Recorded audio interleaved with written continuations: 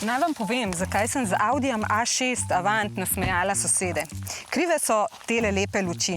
Nisem se mogla opreti in po noči sem hodila okoli in okoli avta, da sem preverila vse, v kaj se lahko teli prelepi plemenčki spremenijo, katere grafika, vzorci se pričarajo. Ampak s čim me je pa dobil? S tem, ko lahko spreminjaš tudi sprednje luči in ti tako lepo pomižikne. Ampak poglejmo, s čim me je še dobil.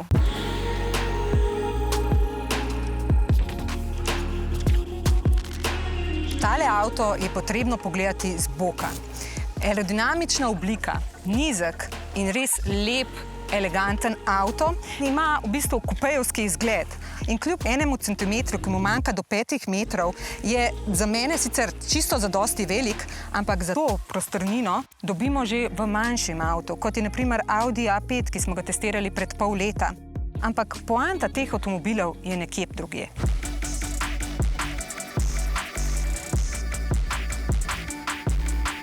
Avto je odziven, ubogljiv. Kljub 270 kW moči sem imela občutek, da imam vse pod kontrolo in da me popolnoma uboga. Ima 4-kolesni pogon in 4-kolesno krmiljenje, kar res omogoča, da čez ovinke lepo potuješ. Poleg tega pa mi olajša tudi parkiranje. Ni več problemov kljub dolžini, da ga ne bi lepo na mestu obrnil. Zakaj pa ta avto potrebuje obračanje vseh 4 koles, Audi A5 pa ne, pa nam bo razložil glavni Audijev inženir za vozne lastnosti. With an active rear-wheel steering system, you have the option to add a virtual wheelbase, so you can increase the wheelbase, and I want to show you what I'm talking about. This is a front wheel, just one wheel, so I'm reducing the complexity here, and this is the rear wheel. So with a conventional car, you would steer at the front, and then you would add up with a turning radius, which is defined by the amount of angle that you're steering at the front. And with the stiff axle, it is predefined where you're turning around. So this is your track width, wheelbase, this distance. If you have a rear wheel steering system, additionally, then you can do this. In a city situation, which makes you turn around this point, which virtually reduces the wheelbase. And if you're turning the other way around, if you do like this, then you can kind of increase the wheelbase virtually. And this adds a lot to the sovereignty of the car. Tudi v notranjosti me je navdušil. Sedeži niso le udobni, ampak te lepo objamejo tudi v ovinku. Volan je prijeten na dotik, lepo oblikovan in vse je pregledno, enostavno.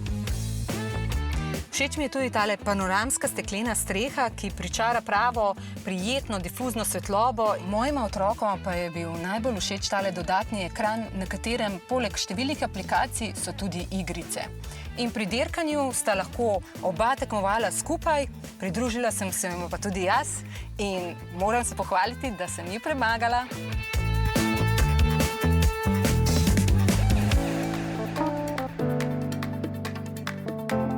Pa da tudi zaključim z lučkami. Lučke v notranjosti ne samo, da spreminjaš barvo, ampak imajo tudi varnostno funkcijo. Saj namreč, ko se nekaj okoli avta začne dogajati, začnejo žmigati in te opozarjati na nevarnost. Nisem pa uspela sprobati tega asistenčnega sistema o opozorilu v semaforjih. Uporaben je v nemških mestih, kjer te opozori, kdaj bo prišla zelena ali rdeča vnaprej, da se lahko prilagodiš. So now the system gives you the information, drive 45 or 50 kilometers to reach the next traffic light. Okay, so now I still see the... okay. That's the perfect scenario. Yeah, that's the perfect scenario. Yeah, because I saw the red light and I wanted to break down, but the system told me that I shouldn't. Yeah, so we prevented you from breaking down unnecessary.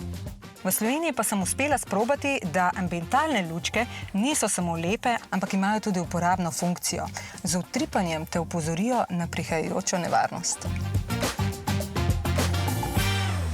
V Vkolikor pa vas zanima, kako svetloba še lahko skrbi za varnost, vas vabim, da kliknete link, na katerem je intervju z Audiovim glavnim inženirjem za svetlobo.